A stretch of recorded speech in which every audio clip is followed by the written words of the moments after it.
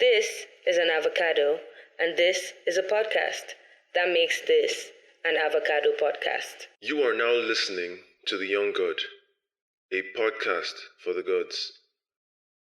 The pressures of being the first male child is enormous. But then I would always say God will never give us, something more than we can carry.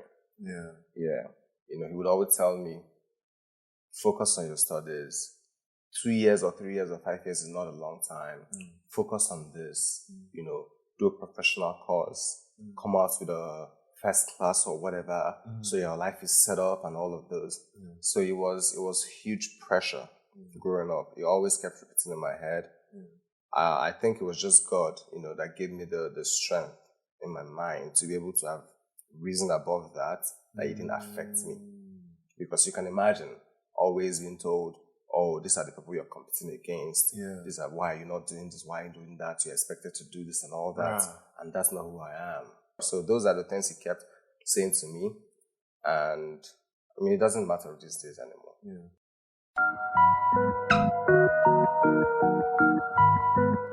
Hello everyone, my name is Rodney and this is The Young Good. You are welcome. Thank you for tuning in. And this episode, my guest and I will be having a conversation on a topic that is simply not in the public discourse. The pressures and perks of the firstborn son. Not just any firstborn, the Igbo firstborn son. None is under more scrutiny, more expectation, more responsibility than he. And that's a fact. And I wonder why we never talk about this. This is not a conversation that we have, and we should. When we talk about patriarchy, when we talk about toxic masculinity, the firstborn son is deeply embedded in that. So I wonder why that never comes up. But not today.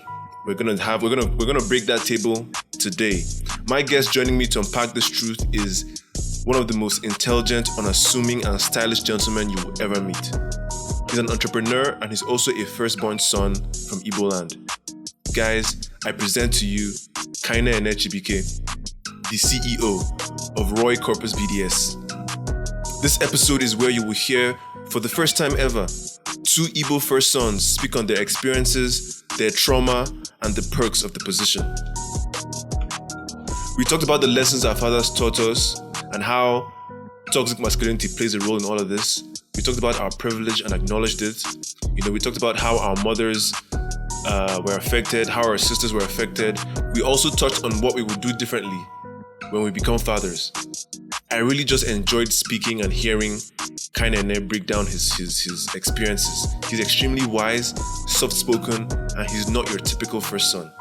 Neither am I, which is why this episode is so perfect. We both thrived off defying our fathers and trailing our own paths. And that's what this is about in the end. This episode is about not letting the circumstances of our births define our lives. Being better than our fathers in ways that aren't just financial. This is a one-of-a-kind conversation and I really do hope you learn from it and you enjoy it. Let's start the show.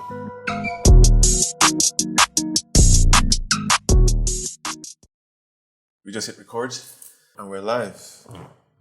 My man, it's good to have you on. Good to have you.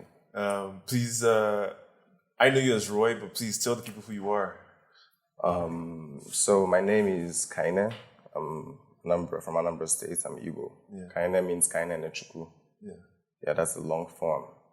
Second name Chibuike, but Roy is just a name which I chose to build like a personal brand, sort of, to be known as that around here. That means you understand why The Young Good is The Young Good. Yeah, I do. That's the same idea. Just pick something that you feel you connect to and just make it a part of your identity. Name that sticks. That sticks and makes, I think the good thing about picking a nice name is that it starts conversations. Because they're going to ask, what does it mean? What does it mean? And from there, you just tell your whole fucking story. Exactly. So I feel like what we're doing is spot on. Certainly. It's over time. Over time. Very soon you insist it is raw, not raw. Yeah, exactly. But for now, let's build the brand equity. Huh? Yeah, for now. So tell us about what you do, man. So I am a serial entrepreneur, and I have been as far back as 2009, actually. So I graduated from university in 2010. I studied accounting. UNEC. Okay. I served in 2012 eventually. But before that, I had run a series of businesses in the East, in Calabar, in Lagos, most of which have shut down anyway. Okay. All part of why we're here today. Okay. But right now, I'm majorly into building brands, like you said, under the platform of Corpus BDS, Corpus Business Development Service Limited. Okay. We're nearly 3 years old now. Okay. We have engaged with top brands, not just in Nigeria, but around the world as well. We managed to convey the Global Entrepreneurship Week for like 2 years now, running. I spoke at that. Remember? Yeah, that's true. That's true. And outside of that, I'm huge on interior decoration and construction in general, because I worked in construction industry for about 2 years as well after my graduation. And then a ton of other things, really. Forex trading. Yeah. Oh, yeah. Yeah. That on the side. And then we run a concierge company as well. Yeah, those are the things I'm really involved with at this point. Guys, you guys can't see him, but I can see him. First of all, let me paint you a picture. I'd like to do this for my audience. Yeah. Let them know exactly what is in front of me. Set the scene. So, Kainene is sitting across from me. He's wearing a dark, I don't want to say green. It's somewhere between green and blue. But it's a dark shade of green and blue. It's a kaftan. It has a nice pen in the pocket, golden. I think it's Mont Blanc. Yeah, Mont Blanc. He's a man of class. Rollion, gold. Cufflinks, gold. Shoes, cream. Like, this guy is, he's looking very, very, very, very Thank you. selective in front of me right now. And we're in a vintage cafe. We're sitting in their cigar lounge.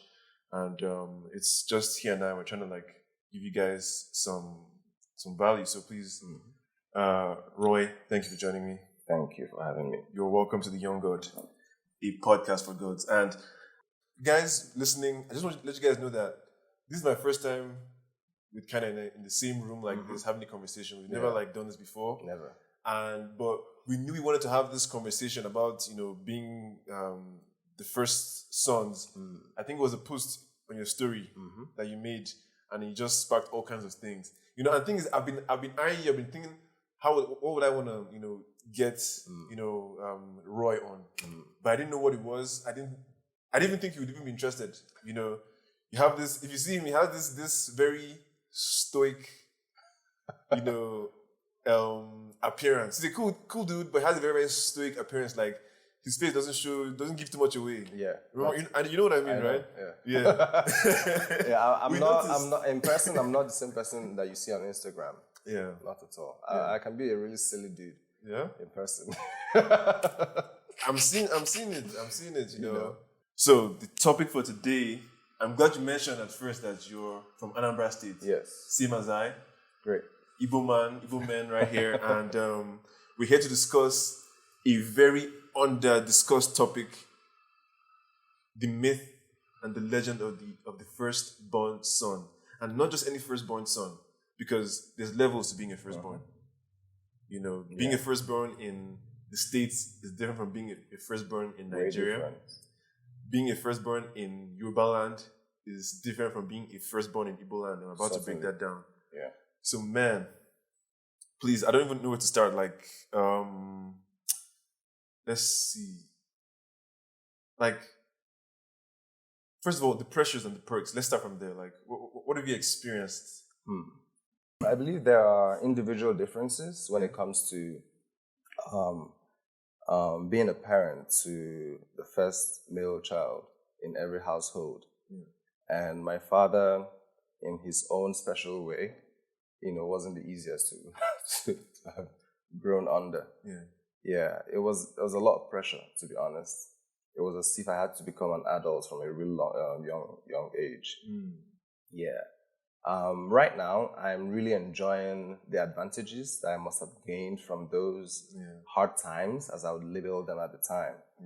because he was so meticulous. My father is the kind of person that, growing up in such a huge compound with over 8 rooms, and he would walk around the compound, and if he sees even as little as a nylon bag sticking out from the ground, you just hear my name. Yeah. He shouts my name. Oh, why is this here? Why is this there? So it just turned me into this beast of some people would say maybe I'm being overly too clean and all of that. Just don't feel comfortable being around me because I notice every little thing. Yeah, it's not that bad anyway. But yeah, he raised me to be a man that is well detailed, I must say. So yeah. And, doing a lot of work growing up, even though we had house helps and all of that, you felt like, am I the only one in this house? Yeah. From the littlest things to the biggest things, and it was crazy, to a point where I even asked myself, am I really your son? So yeah. But we thank God for all of that, and we're here right now, and it's made us who we are today. Bro, I can relate. My dad was also very meticulous. I don't know what it is about them. Like, what did they experience as young men? And I feel like eventually, I have these conversations with my dad sometimes, and we talk about Biafra, we talk about coming from poverty. They saw the grind when the grind was the grind.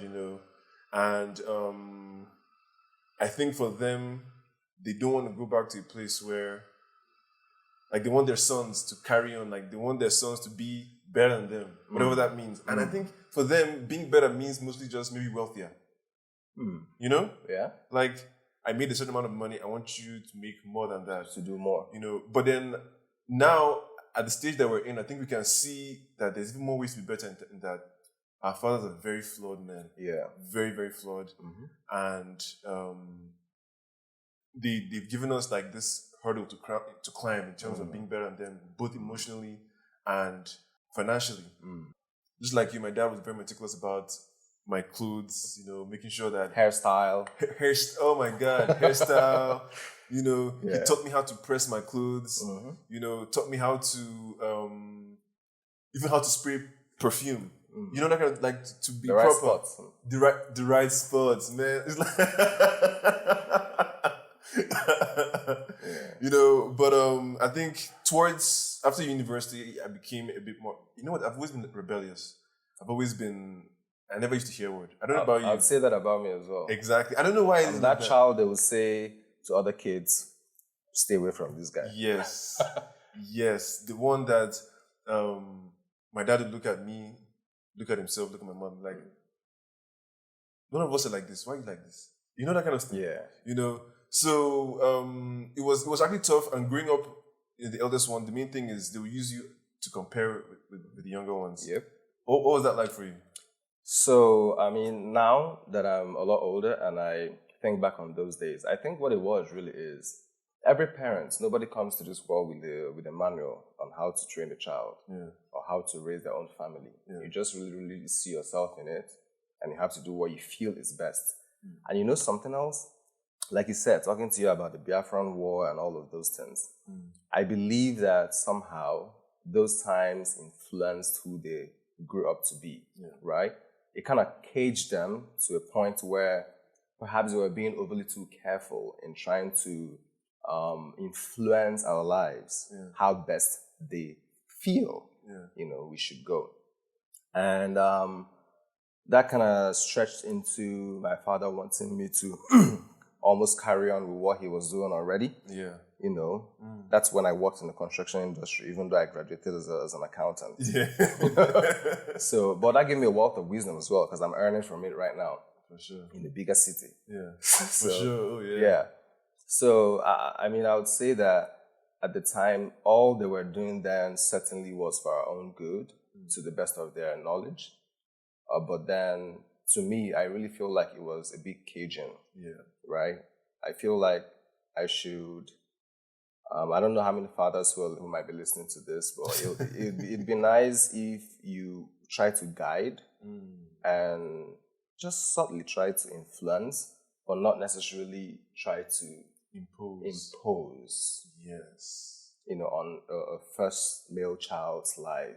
You know, because you might as well just take him off the path he should be originally and put him onto something that it's not even who he is. And, you know, talking about seeing us as the you know, the rebellious kids and all that, thinking about it now, I don't remember having done anything over the top. I don't remember selling my father's car or stealing or, you know, so I'm wondering, like, just trying to be yourself. Yeah, just trying to be myself. You know, and the best ones, the special ones are really those ones when they hear word. Yeah, that's what I've come to notice. Yeah, because you can't keep taking orders and, you know, all the time, we'll do this, to do that. You're just gonna miss out on being who you are meant to be. Bro, I think that was the eternal battle. Like, how do you balance your responsibility to your family, to your family name, you know, and then your own responsibility to yourself. Like, it was such a problem because I think for me, I when I served, so I studied international relations and journalism, and I did that because my dad is a diplomat, or was a diplomat, and naturally, like, he would like me to, you know, do what he did, and he was damn good at it. So you can imagine, like, you know, he thinks it's in the genes, you know, and it is because I'm extremely diplomatic and good at, you know, managing situations. But when I finished, so when I did my service here, I was posted. I did my PPE at the Villa during Jonathan's time. So he was expecting that I would, you know, be retained and stay there. And then imagine after everything was done, I come home and I tell him that I'm not staying there. I'm going to carry camera. Must have been really disappointing. He was, you know, because the next thing is, how my son, everything I've achieved, especially when you think of being, you know, I think they hold a lot of weight in their hometowns. You know, like, my dad is an incredible personality where he comes from. So he's even thinking about that. How would they perceive, you know, me being who I am and my first son, my Diopala, what is he up to? Is carrying camera, photographer, you know, that kind of thing. So it just didn't make sense, but I had to impose that. I had to, like, because I knew that if I went to civil service, I'll be different. Like, I cannot be who I am right now and be in civil service. I'll have to be a bit more intense, you know, a bit more diabolical, because, you know, it brings out parts of you that True. Because Nigeria, civil service, public service, a lot of diabolism in there. You know, I'll probably be married by now, you know, all these things to meet up with the social expectations. And I didn't want that, bruh. Anybody who's going through that right now, my heart goes out to them. I feel sorry for them. You know, but then aside the pressure, let's talk about the perks now. Okay. Yeah.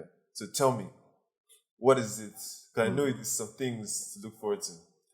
Yeah. So the perks are enormous, to be honest. Like I said at the time, it may not have seemed like there was any. Matter of fact, I had to quit my job at his and just, you know, ran off. Mind you, before I got the job, it's not like I didn't have anything I was doing. I already had a boutique in Oka. I was already doing wallpapers. Oh, yeah? This was way back in 2011.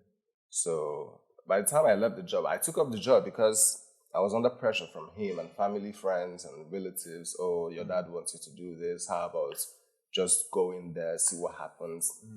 So rebelliously, I decided to, okay, just for the sake of you guys, do this. But then I gained knowledge, and today it's helping me so much, right? I can't even overestimate how much it's helped me. You know, having to start a building from scratch and finish it, having to be trusted with the acquisition of building materials, from high-end ones to the smallest ones, to manage staff at such a young age, you know, to manage sites at such a young age. So it really made me so responsible to a point where in my businesses to come after I left, you know, it's been different. I've done things differently. I've been such a better manager when it comes to managing people, you know, and all of that. And then something else is in a world which is now different from theirs, because at their time he would tell me that, when you finish from school, you have companies, rushing to school to see the best people, to pick them up with cars and all of those. It's such a different time right now. There are not enough jobs for the number of students who come out from the university every other day. Oh, yeah. And even the quality of education has dropped so much these days. So I'm believing that the only hope we have in Nigeria, if not Africa as a whole, is entrepreneurship. I can't say this enough. Yeah. I don't care what anybody else thinks. I'm not saying people shouldn't go to school, right? But in times like this, I believe that those tough times I went through in science has brought me to be a stronger person. Yeah. To never give up, Yeah. even when things are not looking up right. Yeah. Because I saw him go through certain struggles. I was there with him. The resilience, you can't pick that up from school. Yes. You can't pick that up from reading a ton of books. Yes. You have to pick that up from experiencing it right there and then in the field with a very shrewd person managing your life at whatever point that was. So yeah. Also the fact that everything comes to you first. In terms of obviously no one is, you and I can tell we're not expecting, waiting for some amazing inheritance that's going to change our lives. But obviously when that comes, that'll be like, oh shit, something has come out of all this for some wahala, you know what I'm saying? Then there's also I know our sisters might hate it, but the kind of elevation we get as being the men in the house, it feels nice. I mean, I'm not going to lie that when my mother dotes on me, especially, it doesn't feel good, you know what I'm saying? Or when my sisters are all over me for some reason, it's nice. So I think, that also helps you grow in terms of knowing that you also have to earn this adoration they give you or this respect they give you. Yeah. You can't just be an anyhow kind of guy. Sure. For them to, so that grows you up, unlike being the last born. If you're the last born, you take a whole lot You care longer. about nothing. You care about nothing, nothing is at stake. And then the fact that I remember then the little lessons that our dads would give us, the little piece of advice. For example, I remember how, my dad would say to me something as long as there's life, there's hope. Some things like that, to let you know that you're never down and out. As long as you're alive, there's a chance for things to change. Yeah. And that has stuck with me. And the resilience, I've seen my dad go through, things. Same here. I've seen my dad cry. Yeah? In front of me. Oh, when yeah? I was in secondary school, I think there was a point where his trusted directors at his company kind of pulled away and took most of the clients. It was such a trying time at the time. I was in secondary school then. Imagine me sitting right by his bedside and listening to all of that and watching my dad cry. And it's even to the point of saying, he's not sure in the coming years, my siblings and all of that, the schools we were in at the time, if he could keep up with it and all of that. But I watched him still stay true to who he was and how he was, the standards that he had already set for his family, and rose above all those trying times and even got better.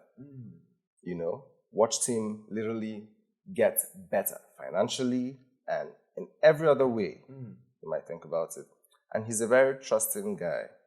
That's why that kind of thing happened to him. And obviously I learned from it. And these days, for all the businesses I have in partnership with people, directors and all of that, that always has stuck in my head to make sure I'm not caught up in that kind of situation. Yeah. Bro, it's like we're living similar life. Betrayal that these guys have seen. Yeah. Yo. Even his father before him. Oh, yeah? His partner duped him to a point he never recovered. Oh, yeah? Yeah. Wow, he might be feeling, man, this is a generational curse or some shit like that. Nah, it's not a curse. I think it had to happen for us to be where we are today and make sure it doesn't happen. We must stop it here. You must have Yes, now. Never again. Yo, man. The treachery that these guys have seen, I can't, it's... And who says that men don't cry? Who says? I don't know where women get this story that men don't cry or that we don't feel emotion, man.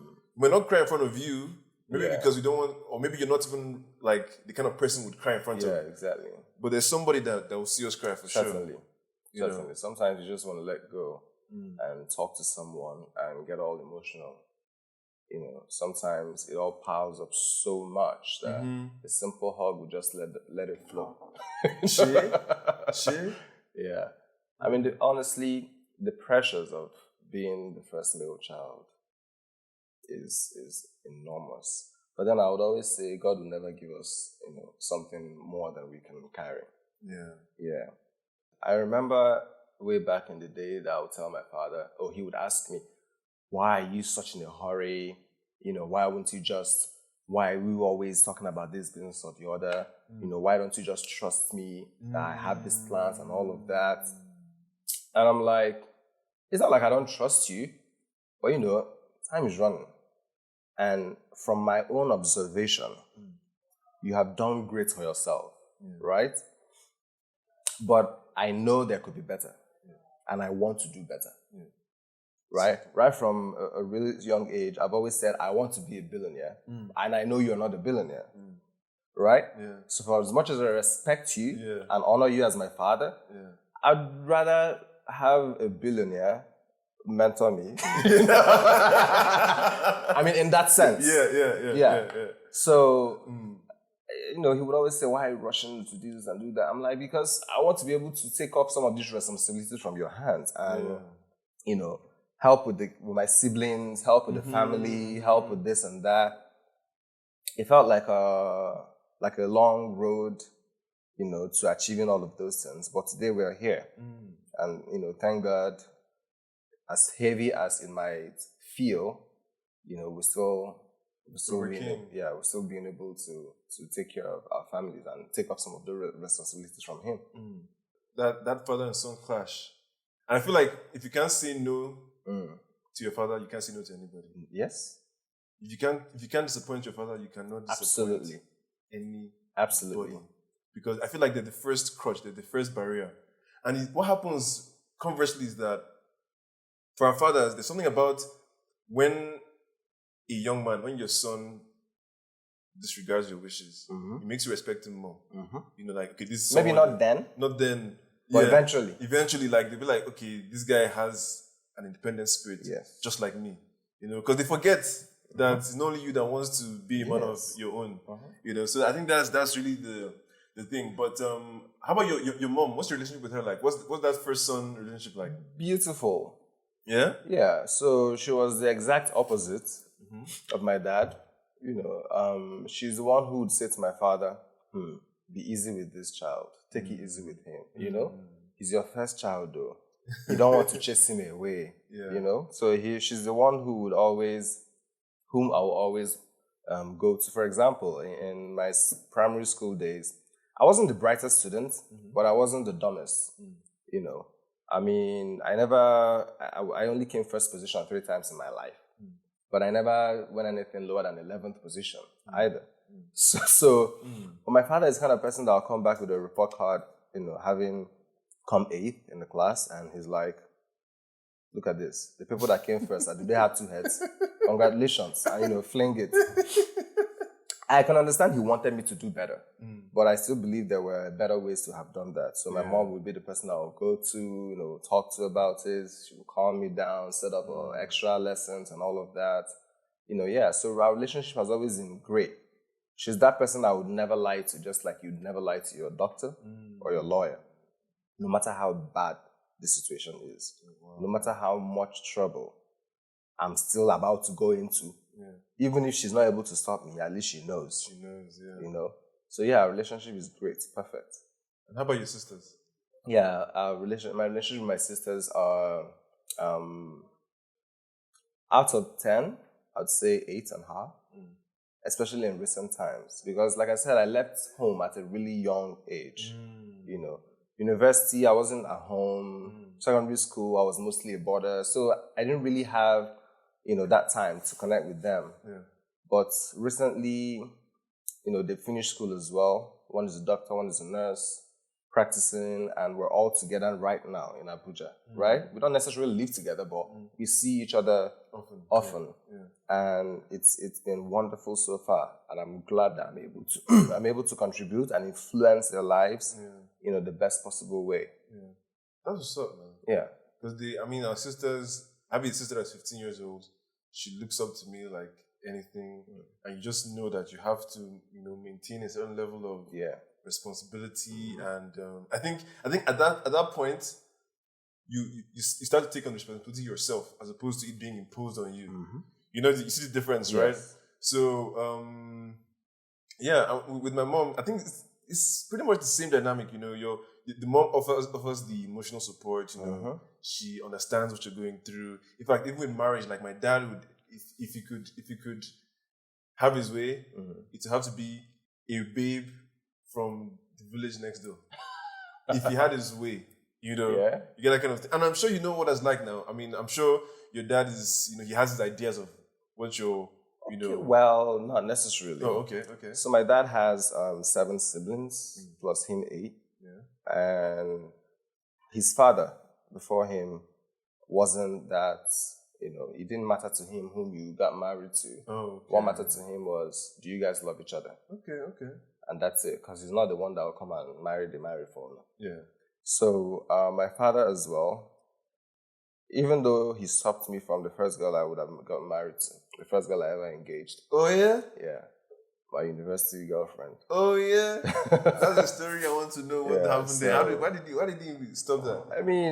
I engaged her in 2011 after I graduated the year before. But we were age mates, and for as much as we loved ourselves, my father said something that was really crucial. He said, I'll say it in Igbo before I translate it. He said, Nega zotane, wezobute. You first need to get land before you start struggling for a mat to put on the land. Okay. That at the point, I hadn't even figured my life out. Like I knew nothing about what way to go, forward, sideways, backwards. And I'm thinking of getting married. Whether not for your house, we'll come after we don't marry, And aside that, during the course of our relationship, I felt like it was a bit too toxic. We're just scared to see each other with other people. That's what influenced the engagement thing. So no regrets, by the way. But the point is, my parents are not necessarily the kind of people that would want to decide who you get married to. The only thing that matters to them is that you have the fear of God. Doesn't matter if you're Hausa, Yoruba, American, doesn't matter. So in my family, the men are married to women from all over the world. We have Edo State, we have Delta, we have Yoruba, anywhere really. Okay, man, that's easy for you. It's easier. My own is not that easy. It has to be Anambra. It has to be Igbo. Oh, Igbo. It has to be Igbo. And obviously, naturally, I'm the mindset that if I see what I like whenever I come, wherever she's from, I'm going for it. But ideally, my dad, if you asked him, he'd be like, and things, the older I'm getting, the less control he has, So if I'd married at, let's say, 25, he would have influenced it, certainly. Certainly. So now at this point, like, he can say what he wants to say. Whatever I bring, he will take it like that. He cannot throw me away. Choice. He cannot throw me away. And he will attend the wedding. And he will attend. And he will cheer it. So I think it's at that stage where, now, he doesn't joke with me. He takes I'm even the one that advises him now, and tells him how to do certain things. So I think you see how the relationship evolves, but you have to put your foot down, to be able to get to this point where you guys are on the same page. Let me pick your brain on something else. You know how they talk about toxic masculinity? Do you think that whole ideal of putting the firstborn on some pedestal, like our cultures do you think it adds to that? That feeling of entitlement. It's because it's one thing to be a man, but then to be the firstborn man. Do I think it has a role to play in the whole toxic masculinity thing? It depends on where you're looking from. Okay. It depends on what context, really. Yeah. The first time that word ever came to me was in an argument with a girl who had a gay best friend. Okay. Right? Yeah. And I was kind of talking to her that, in my secondary school days when I was a boarder, we had these senior students who would want to molest you and all of those that it kind of got me to a place where I almost hated people like that. I mean, that has changed now. I do business with whoever you are. Some of my clothes that I wear, I have these, gay people who make it for me, and I really don't care. Because, I think their minds are kind of very more expressive. So they go all the way out and designing and all of that. So it's beautiful. Yeah. So that's when I heard that word for the first time. And she said it was, I was toxic, in that sense, because of the way I was talking about it. So that's why I say it depends on what context. Right. But I don't think it had anything to do with my father or me having been the first child or the pressures and all of the things that comes with being the first child or the responsibilities that are expected of you. I don't think he played any role in that, really. Okay, let me frame it like this. How about the situations where, how men can be entitled? They would expect a woman to in that sense, subjugate themselves. In that sense, okay. Because I won't lie. I think the power is sweet. Yeah, but I think so. Yeah, actually, I think it does. Even when you don't know it, it does. Certainly does. Because they place you there, remember who you are. You're the first male child. The powers have been bestowed upon you to take charge and do that and do that. Yeah. Who did you expect to do that? They're your younger sisters. They're, you're expected to take care of your mother. So yeah, as the power is sweet, you expect a certain level of respect, certain level of but then again, it depends on how you carry yourself. Who they respect instead that they respect. But yeah, certainly, I think it plays a role. Another thing is the death of a male child, how they fear it. Bruh, I don't know about you, but all those trips we used to go to the village,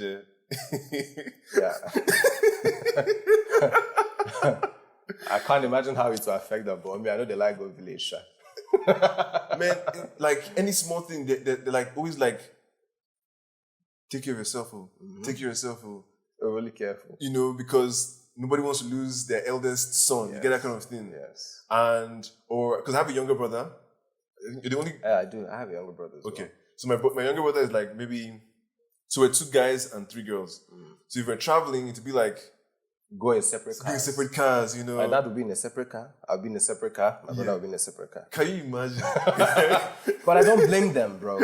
I don't blame them. I don't blame them, but it's still funny. It's funny how just because you're a man, you get that. The girls, you sit anywhere, you pack yourself inside one car. Yeah, exactly. But with us, it's no, you must. Yeah. So it was just funny to me. So you can carry on the family name. Family name. Yeah. If you die, there's something they say in Igbo. Yeah. I don't know if you know what that means. What it means is, if a male child, especially if you're the only male child in your father's home, if you pass and your father passes, the name literally just dies off. Because the girls get married to other families and then they have a change of name. Yeah. Nobody comes back to that home anymore. During Christmas, nobody comes. Nothing happens in that home anymore. As far as anybody's concerned, that lineage is kind of just cut off. Yeah. That's why you can imagine why they get that conscious. Yeah, I just feel like you can be that can exist without putting the male child making him feel like he's, because man, when you see how valuable you are, so if I die, all this is over. People better put some respect on my name. Yeah, they better do. You better feed me. Better give me 2 pieces of meat. Of course. My mom would do, a big bowl of salad for everybody on Sunday, but my own bowl would be different. Yeah. Separate from everyone else. Yeah, bro. I enjoyed all of this. I still do. I mean, yeah, so yeah, like you said, the pressures and the perks, they kind of balance themselves out. Yeah. I think, also for me, I benefited a lot in terms of, because I'm also on the board of my dad's companies, so in that regard, if they're sharing, money, I'll be there. You get that kind of thing. Dividends, yeah. So it's, in that way, if I was a girl, I won't be privy to that sort of thing. So I get that for sure, or like I was entitled to a car the moment I graduated. You get that kind of thing, I mean, there's some nice perks, but man, your father will make you sweat. Yes, you sweat. Sweat for it. So now, how do we do different as fathers? What you're gonna do differently? So I think I'm already, I have been practicing, different ways of parenting as a man. Yeah. Starting with my younger brother. Okay. Yeah, because he's younger by 10, 11 years? Okay. Yeah, he's the last boy. Yeah. Yeah, so he's 19, 20 now. Some of the things I faced are challenges with my father. Some of the things I felt he was a bit too extreme over. I'm now getting really subtle with when it has to do with my brother. Yeah. My brother now can walk into my space and wear my shirt, get comfortable in using my stuff and all of that, communicate with me, even from a very young age, from primary school. Oh, there's a girl I'm crushing on, this, that. I would always talk to him, guide him on what to do, but I never had that relationship with my father. And it affected me, I'm not going to lie, because you can't say that in a school or in a class where you have male kids and female kids, there won't be that attraction. It's just natural.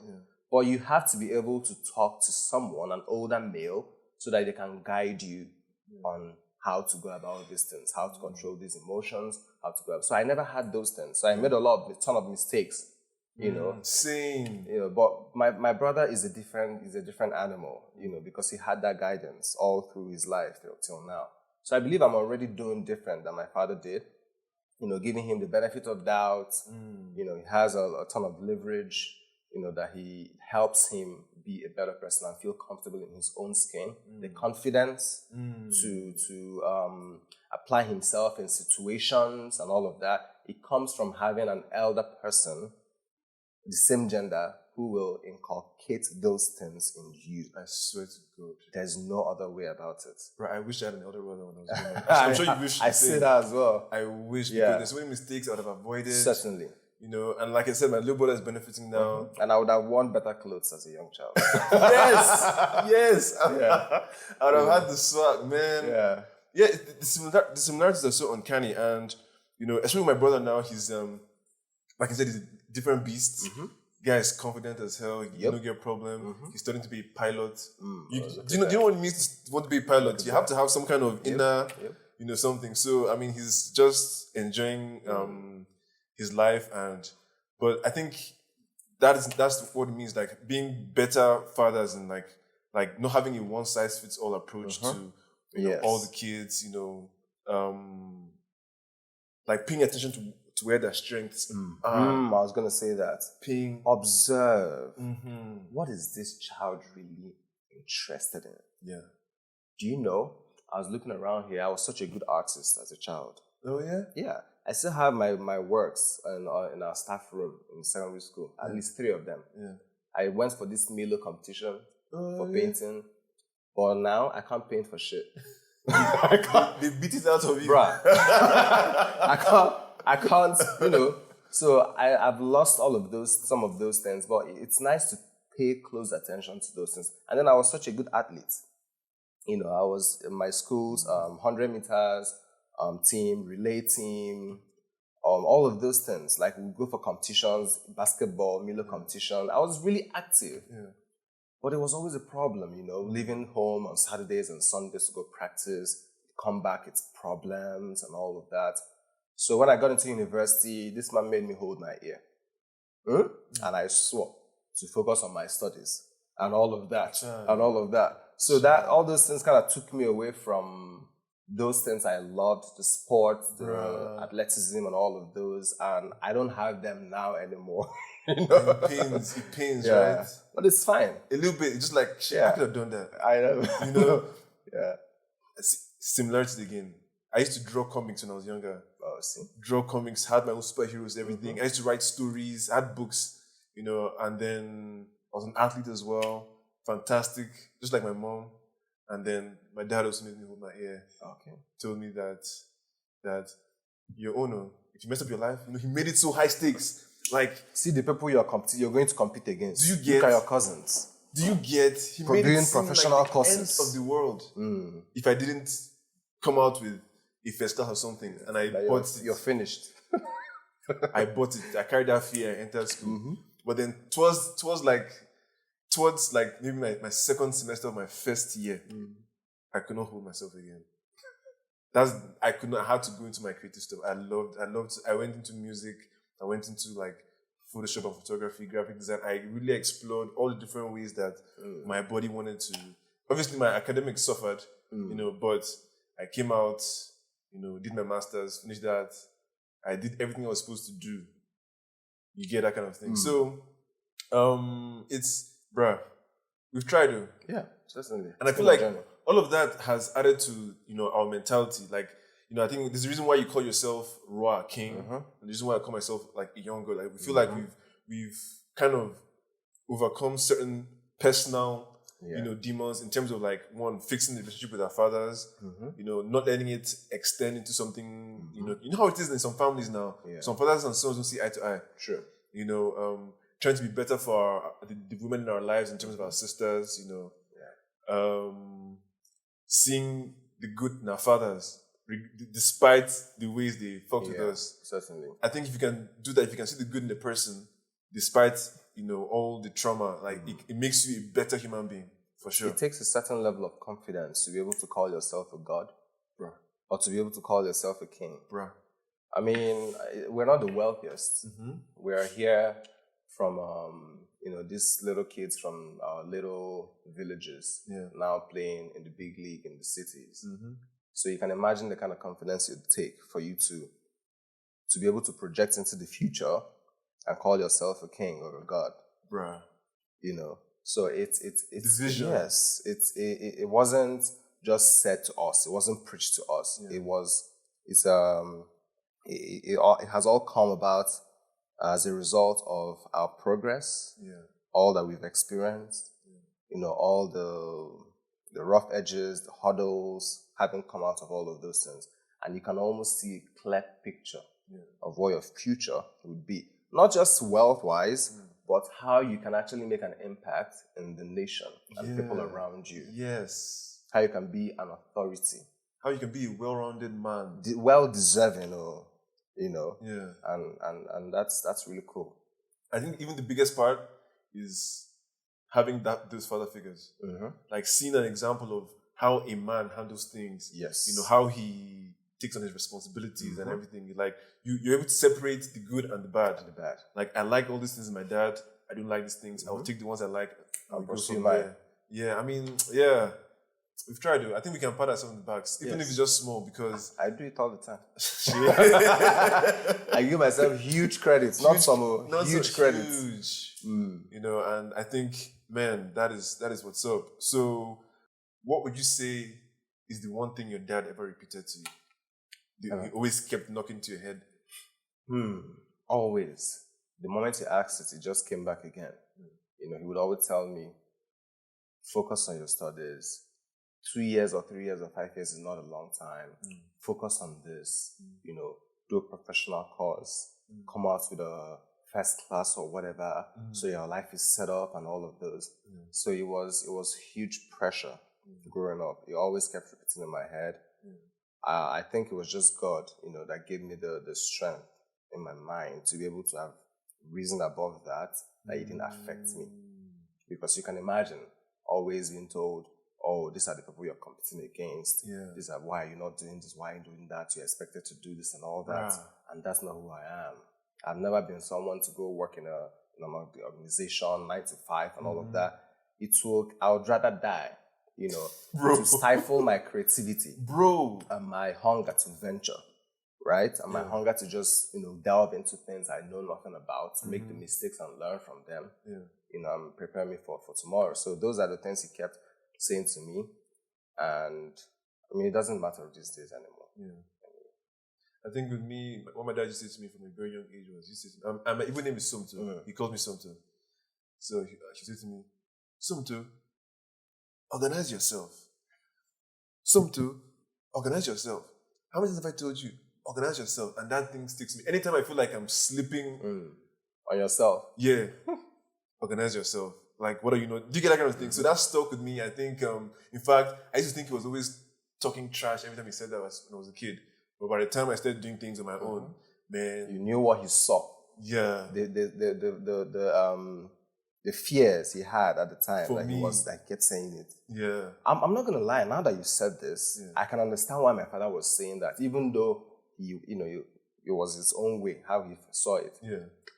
I had never really been that like focused kind of child. Yeah. So it was I was all over the place, doing this, doing that. Today I'm talking about this, next day I'm talking about that. Yeah. This man is like, yo, can you just focus. I want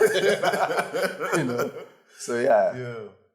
And then the last thing, I feel like it's us who make our fathers better. You know why?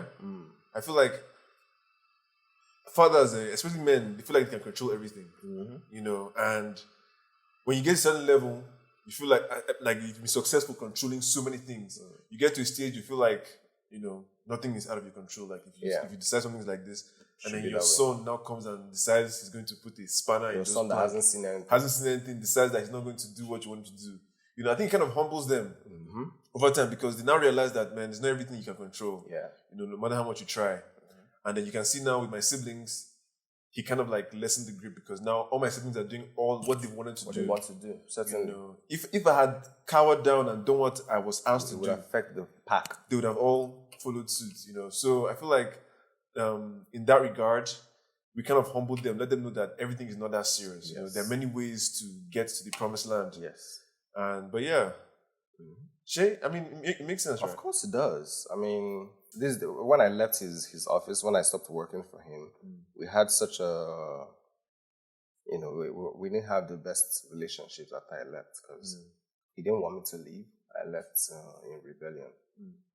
And over time, he has come around to just respect that decision that I took many years ago, because he's now seeing, all that is manifesting from having taken that walk.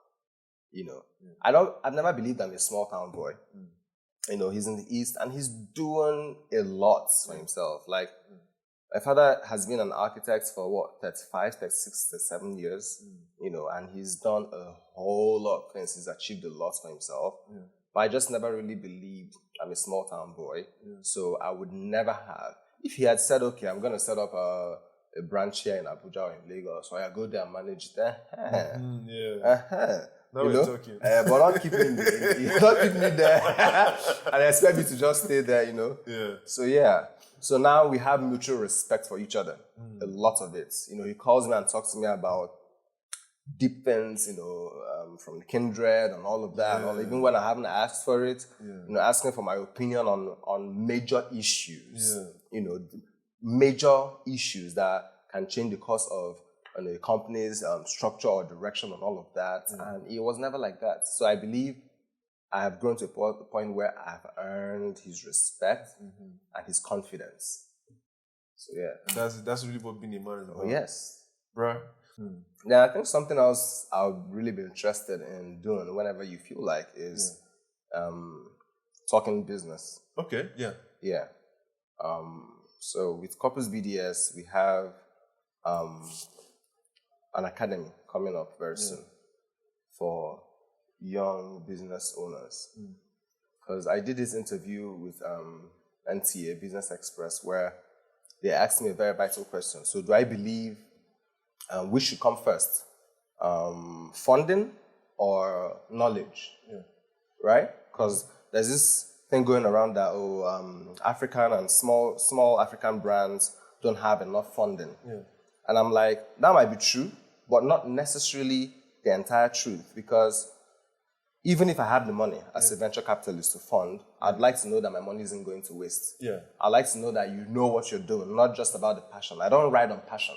I don't care how passionate you are about something. Not that it doesn't matter, but if you don't have the right kind of mindset and the required knowledge to pursue the passion the right way. The right way, yeah. Even all the money in the world will matter. All the money in the world will not matter. So we're setting up this academy. We're going to have it on the learning management platform. But that's not the point. We can just have conversations about entrepreneurship in general. You're an entrepreneur as well. Of course, yeah. There are lots of young people out there who would want to hear your journey, how it's been so far. Why did you make certain decisions? Did you regret them? What did it turn out to be? Self-improvement. What have you been doing to improve yourself, right? As an entrepreneur, to set up yourself for the opportunities when they come. Because preparedness, when it means opportunity, that's when the magic happens. That's it. So I really would like for us to have a conversation around this sometime. On the podcast or on your own? On the podcast. Okay, then yes. Please. That is, in fact, I've been looking for an excuse to talk about money and business. Yeah. You know, it's all about finding the right person to do it with. And I think nobody knows business and money. Yeah. Like We can talk Forex, we can talk cryptocurrencies. Yeah. Just base level kind of knowledge, just base level for people to just have that information Pique out interest. there. Yeah. That is true. Have like a mindset realignment, so I might say. Guys, you've heard it here. The next time Roy comes on this podcast, this season 4, he might be here on twice. We're going to talk about business, money, Forex, everything, entrepreneurship, and just figure out, what we're doing well, what we're doing wrong, and how we can be better by it, right? Yes. That makes sense. Yes. And that's it. Please, where can we find you on Instagram or Twitter or wherever? Roy_off_corpus. Roy of Corpus. Roy of Corpus. Yes.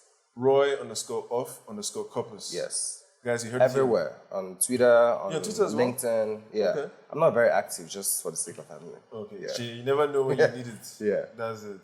My man. And ladies and gentlemen, this is the Young God. If you made it to the end of this episode, you're a real one. Thanks again for tuning in. If you enjoyed this, there's a whole lot more where that came from. Just scroll down, you'll see all the range of topics, guests, stories, whatever. I've put in some work for you guys. So there's something for everyone. I release episodes every Saturday at midnight. And depending on my mood, I might release 2 or 3. I can be generous like that. So don't forget to subscribe and leave a review if you feel so inspired. Tell a friend to tell a friend. And follow the podcast on Instagram at The Young God Pod and Twitter at I Am The Young God for exclusive content. And just, we're in this, man. Thanks again. Rodney Amakache, out.